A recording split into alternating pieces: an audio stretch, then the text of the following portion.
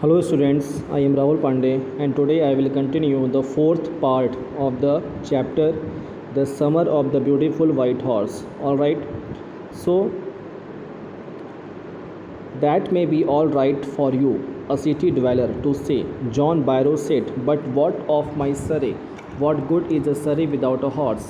Whenever Uncle Khosrow rebuked to John Byrow that do not tell here the story about your horse which have lost, then the farmer John Barrow said that, okay, it may be that you are right, but you will have to think first of all that what shall I do with my horse cart? Okay, without horse, there is no use of horse cart.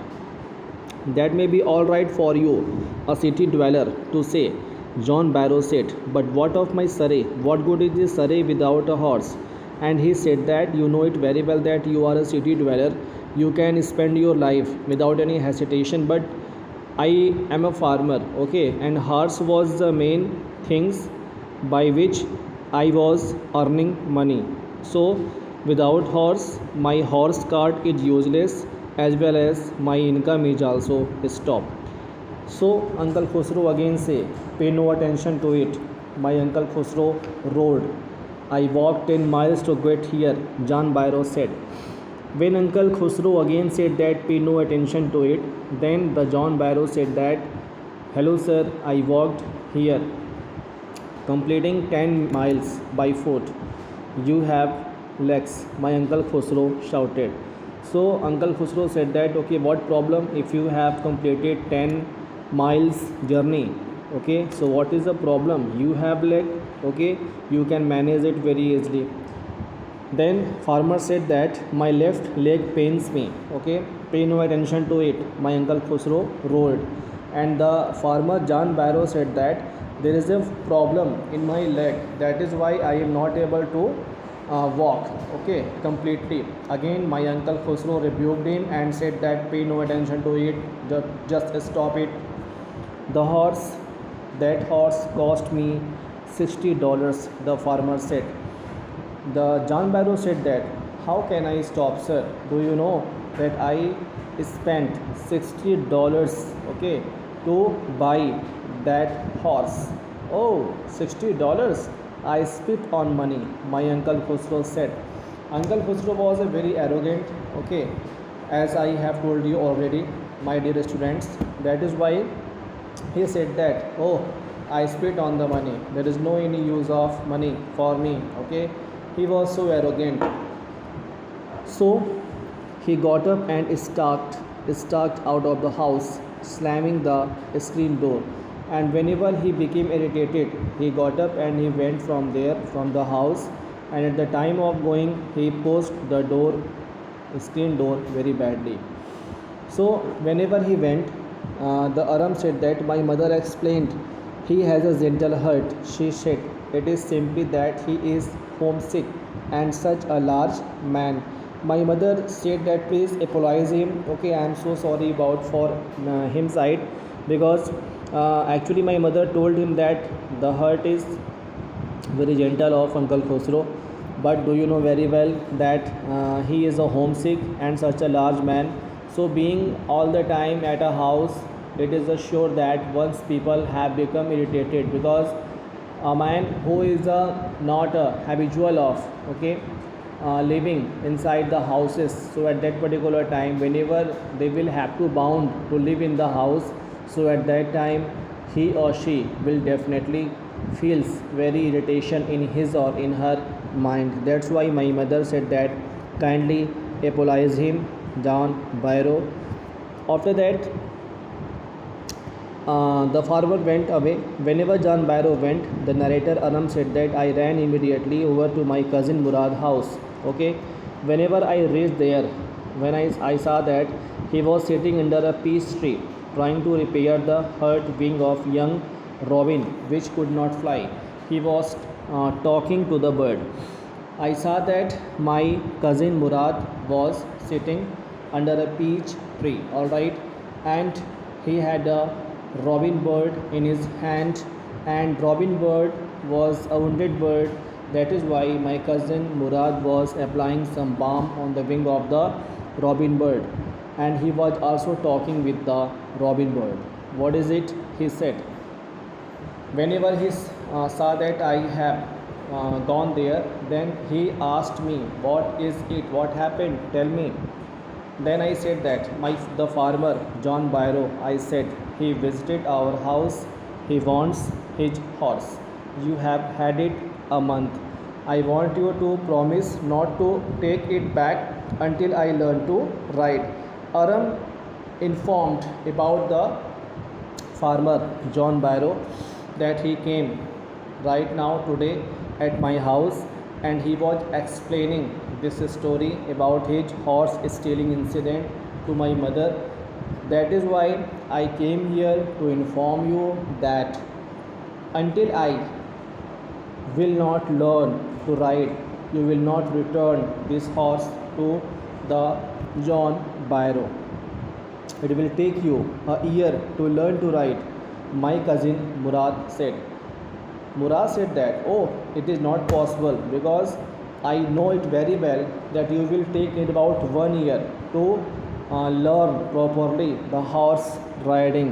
So we could keep the horse a year." I said, my cousin Murad asked me that will we have this horse for 1 year? Dear Murad, tell me.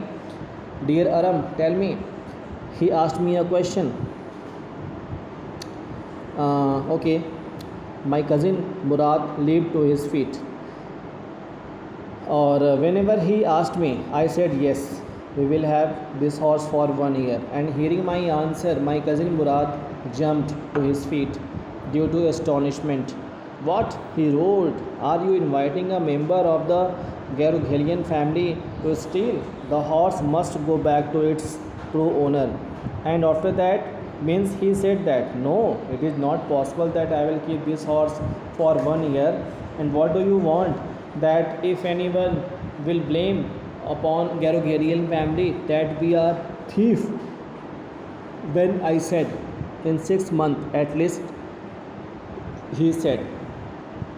Then I asked that, okay, tell me that when will you return this horse to the farmer John Barrow? Then he said that no problem. At least 6 months I will keep this horse. After that I shall return it. Okay. Whenever I heard the answer, okay, by my cousin Murad, then I said, okay, I will try my best.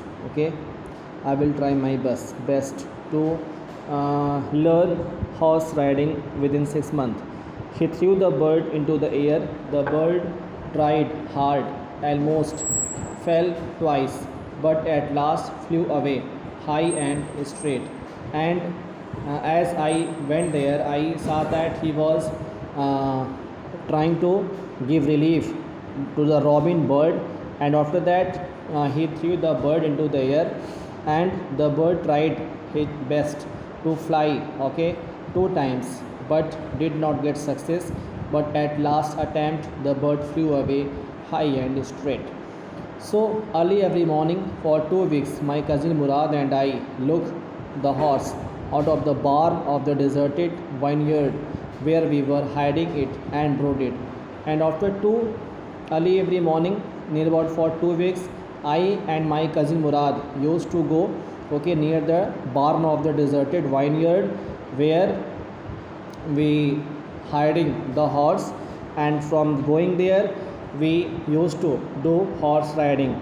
And every morning the horse, when it was my turn to ride alone, leaped over grapevines and small trees and threw me and ran away. Nevertheless, I hoped in time to learn to ride the way my cousin Murad rode. And whenever my turn came, again the same thing happened. Means the horse became irritated, and he again threw me on the ground, and he ran very fast from there. And I hope at that time that it may be possible that I will not able to learn the horse riding just like my cousin Murad. Okay. So one morning on the way to Fatzheven deserted vineyard, we ran into the farmer John Barrow, who was on his way to town. One morning, okay, we were going on the way of the Fitzgibbon deserted vineyard, and at that time we saw that the farmer John Barrow was coming, okay, from there. Oh, we became shocked that what will happen now, he is coming here. So my cousin Murad said that, don't fear dear, I am here, let me talk to the farmer John Barrow, I will handle the situation very clearly. I said, okay, I have a way with farmers. He said that I have an ability and experience that how to motivate with the farmers during talk. Okay, good morning, John Barrow. My cousin Murad said to the farmer. And whenever my cousin Murad said good morning to the farmer John Barrow, the farmer studied the horse eagerly. Whenever the farmer saw the horse, he said good morning, and after seeing the horse, he became shocked because he looked the horse very clearly, and he was trying to recognize, okay, the horse. That's why he went near the horse. So dear students, it is the end of the fourth part video of this chapter, and in the next video I will narrate the next paragraph. So dear students, keep learning and keep practicing. Thank you.